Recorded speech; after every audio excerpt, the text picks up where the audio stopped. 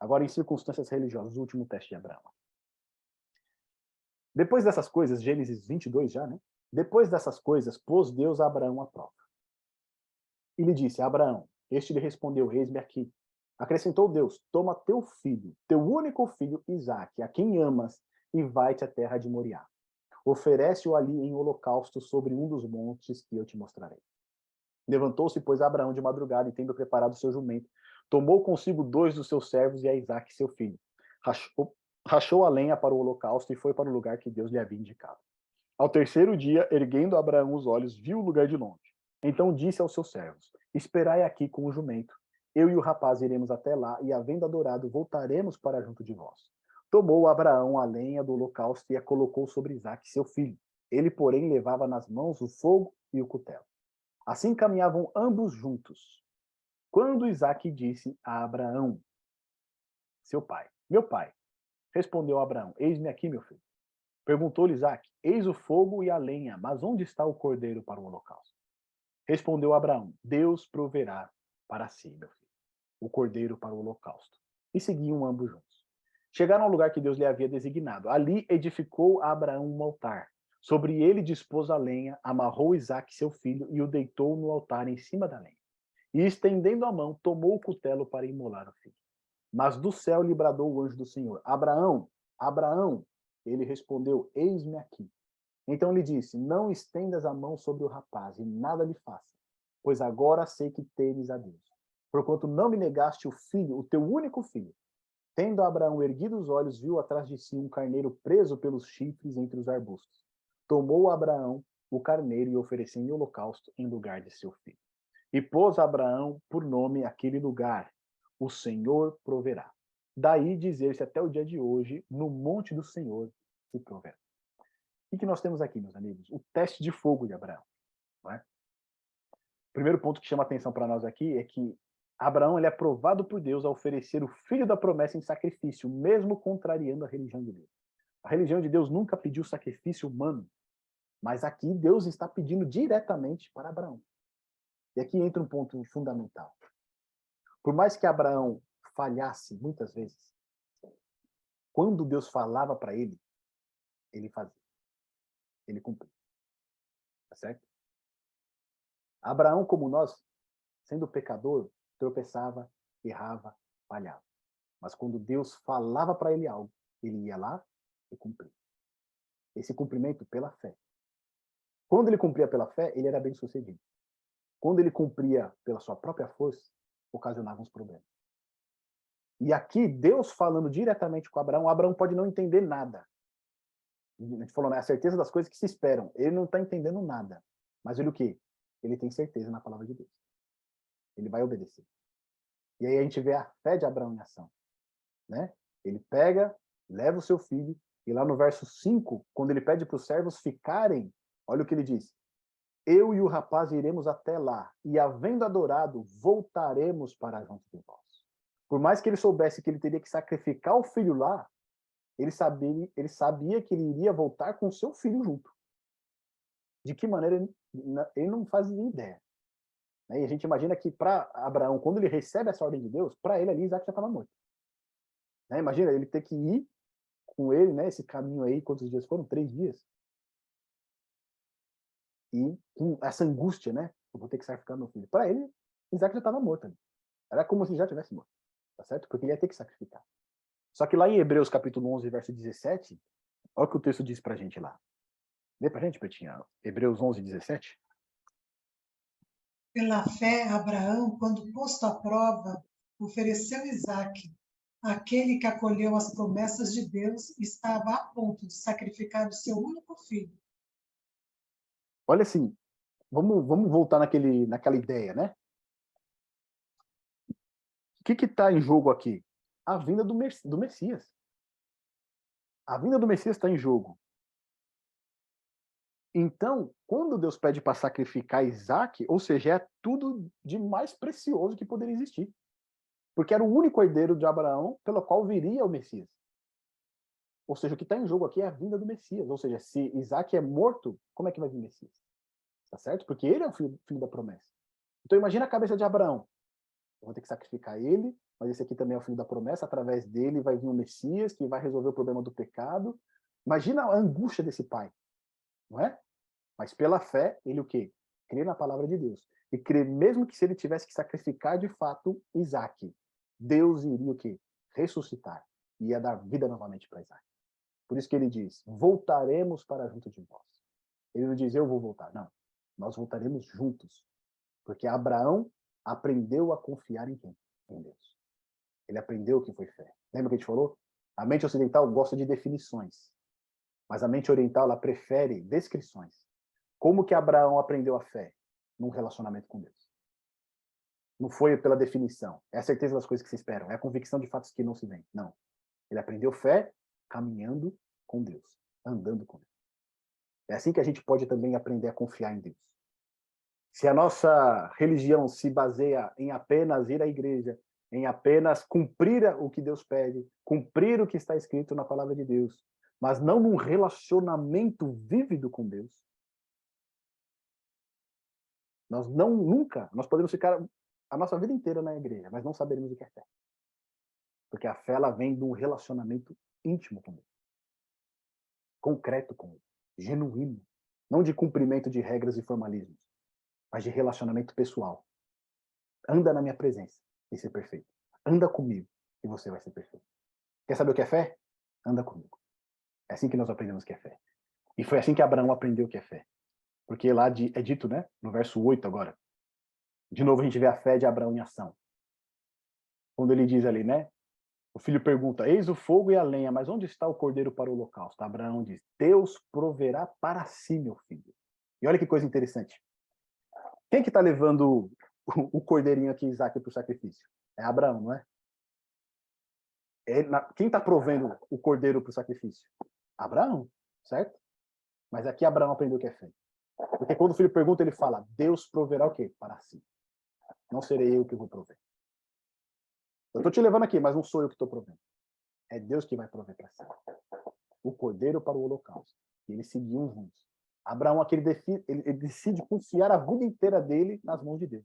Ele fala, eu não vou mais tomar as coisas na minha mão. Eu não vou fazer mais pela minha força, eu não vou fazer mais pela minha sabedoria. Eu vou confiar e repousar inteiramente na promessa de Deus. Então ele vai lá, amarra Isaac, seu filho, e aqui a gente vê também a fé de Isaac. Porque Isaac aqui já tinha 17 anos, 18 anos, quase 20 anos, era um rapaz. Ele poderia muito bem ali lutar com seu pai, né, se desvencilhar. Que vou ser sacrificado aqui? Eu vou embora, vocês estão loucos? Que papo é esse? Deus nunca pediu para sacrificar a gente, você quer me sacrificar? Que loucura é? Mas não, ele se submete ao pai, tá certo? Ele se submete ao pai e aceita ser sacrificado também. Essa história aqui é linda demais. Né? Então, quando Abraão estende a mão ali para sacrificar, né, uma voz do céu, o anjo do Senhor diz, Abraão, Abraão, e ele respondeu, eis-me aqui. Não estendas a mão sobre o rapaz e não faças né, mal a ele, pois agora sei que temes a Deus, quanto não me negaste o filho, o teu único filho, o filho da promessa, você não me negou ele. E aí então, né, Abraão levantou os olhos, viu ali um cordeirinho, pegou aquele carneirinho e ofereceu um holocausto em lugar do seu filho. Ali ele colocou o nome, o Senhor proverá. Aqui nós vemos a justiça pela fé. Abraão alcança a justiça pela fé, confiando e obedecendo a palavra de Deus. E aqui entra um ponto fundamental. Né? A gente falou que fé é crer que a palavra de Deus vai se cumprir, tá certo? Ela vai fazer aquilo que ela diz que vai fazer. No entanto, essa fé não é uma coisa só que nós ficamos pensando nisso ou temos o sentimento de que ela vai se cumprir. Essa fé, ela exige de nós uma ação. Ela exige que nós façamos algo. A gente confia, mas a gente precisa também o quê? Agir em harmonia com essa palavra. Então, Abraão, ele tinha fé na palavra de Deus, ele agiu pela fé e agiu também em obediência a essa palavra. Ele não ficou esperando, aguardando. O que o Senhor pediu, ele fez. Tá certo? Pela fé na palavra de Deus. Então, a fé sempre ela está junta das obras. Fé e obras, elas caminham juntas. Porque a fé sem obras é o quê? É morte. Olha o que o texto de Tiago, capítulo 2, verso 14 e 21 vai dizer pra gente, ó. Tá em Hebreus? Só mais um livrinho. Tiago, capítulo 2, do verso 14 ao 21, ó. Meus irmãos, que aproveita se alguém disser que tem fé e não tiver as obras? Porventura, a fé pode salvá-lo? E se o irmão ou a irmã estiverem nus e tiverem falta de mantimento cotidiano, e algum de vós lhe disser, ide em paz, aquentai-vos e fartai-vos, e não lhe derdes as coisas necessárias para o corpo, que proveito virá daí? Assim também a fé, se não tiver as obras, é morta em si mesma. Mas dirá alguém, tu tens a fé, e eu tenho as obras. Mostra-me a tua fé sem as tuas obras, e eu te mostrarei a minha fé pelas minhas obras. Ou seja, as obras de quem tem fé, elas são realizadas unicamente pela fé. Tu crês que há um só Deus? Fazes bem, também os demônios o creem e estremecem. Mas, ó homem vão, queres tu saber que a fé sem as obras é morta? Porventura, o nosso pai Abraão não foi justificado pelas obras quando ofereceu sobre o altar o seu filho Isaque? Ou seja, Abraão ele foi justificado pela fé na palavra de Deus, mas essa fé na palavra de Deus levou ele o quê? As obras. Tá certo? Essas aqui são as famosas obras de justiça. O que são obras de justiça? São as obras que são resultado da fé na palavra de Deus. Então, Abraão ele é justificado pela fé e também pelas obras.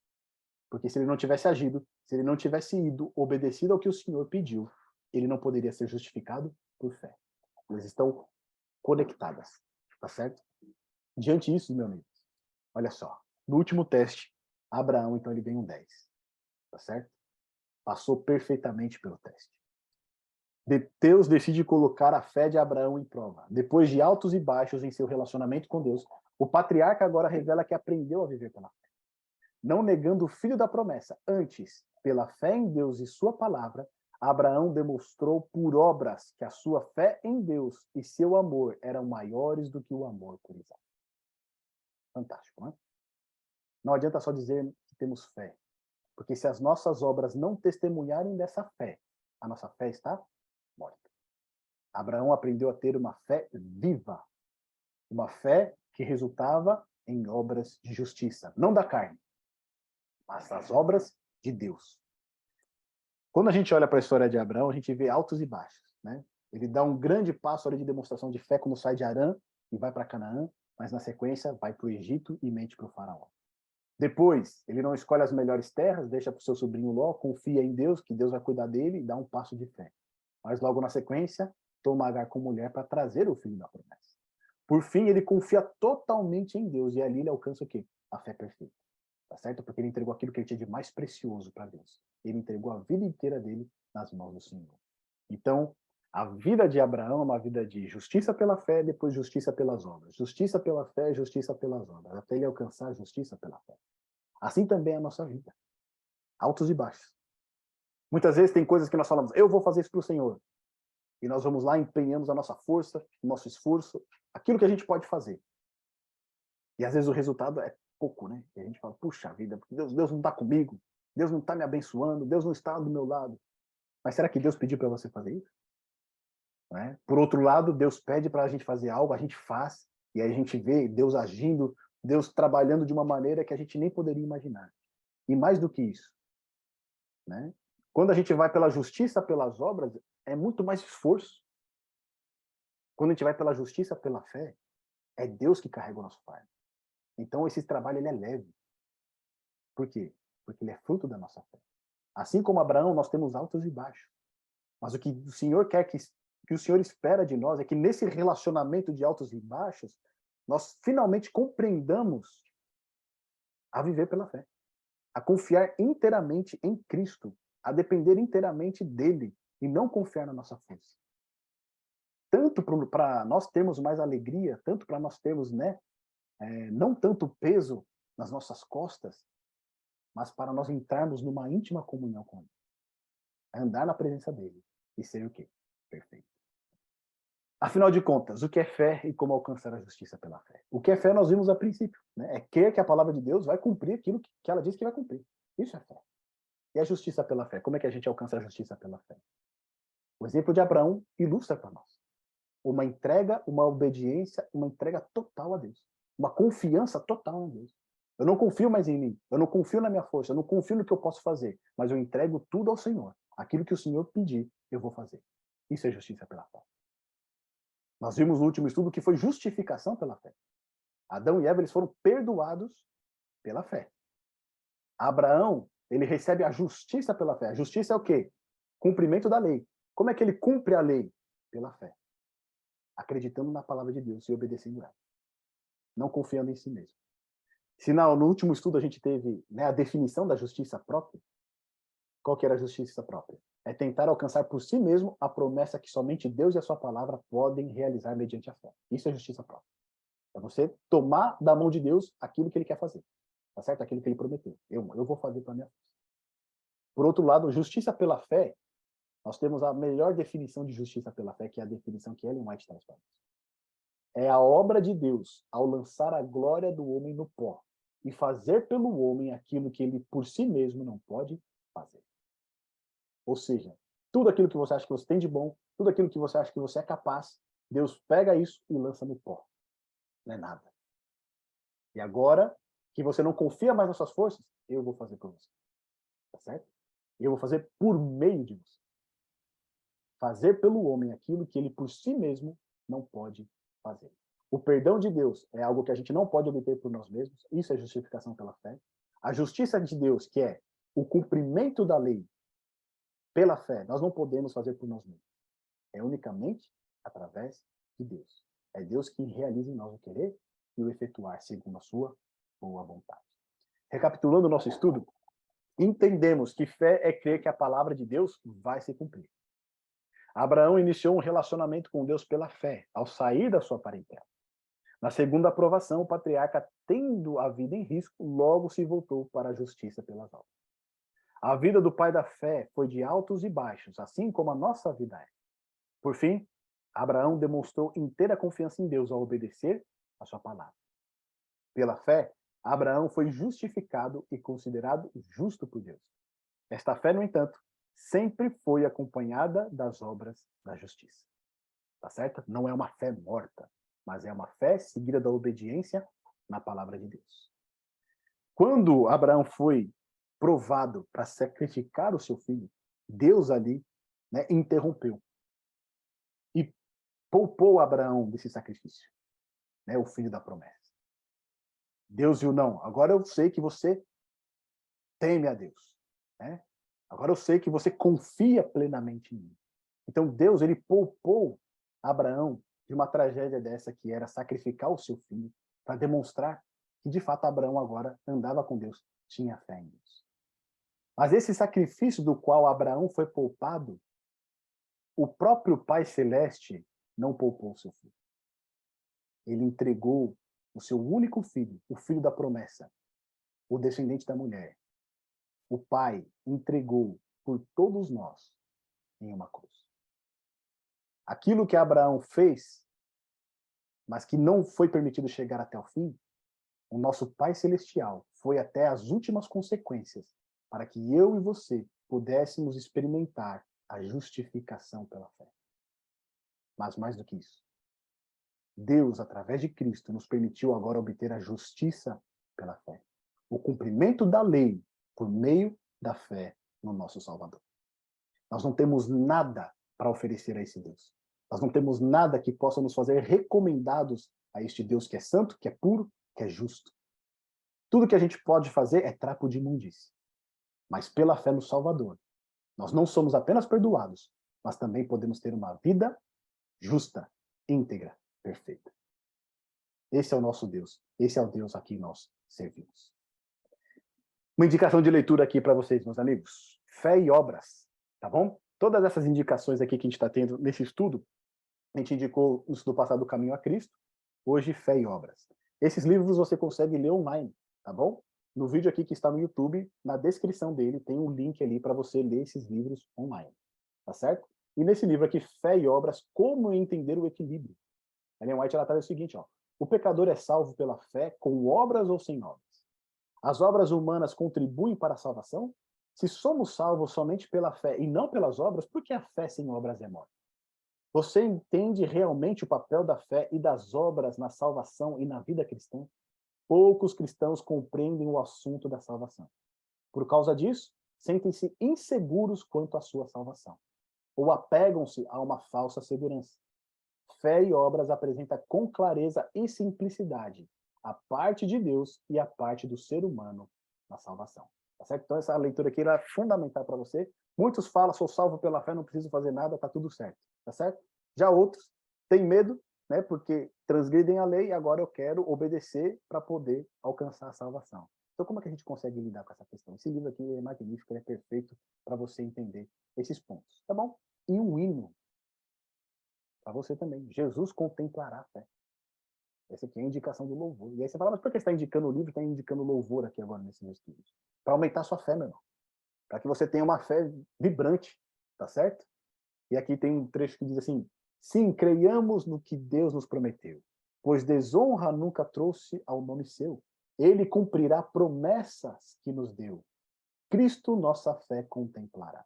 E no refrão diz, sim, Jesus contemplará a fé, pois o que Jesus promete dá. Ele vê o coração e responde à petição. Cristo a sua fé contemplará. Amém? E como é teológica esse hino, né? Porque ó, o que Jesus promete, ele dá. Onde que está a promessa dele? Na palavra de Deus. Tá certo? É isso que ele vai te dar.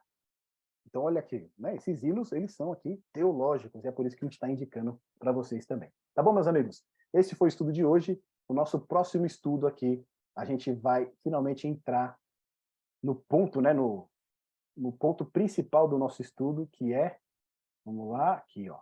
Jesus Cristo, justiça nossa.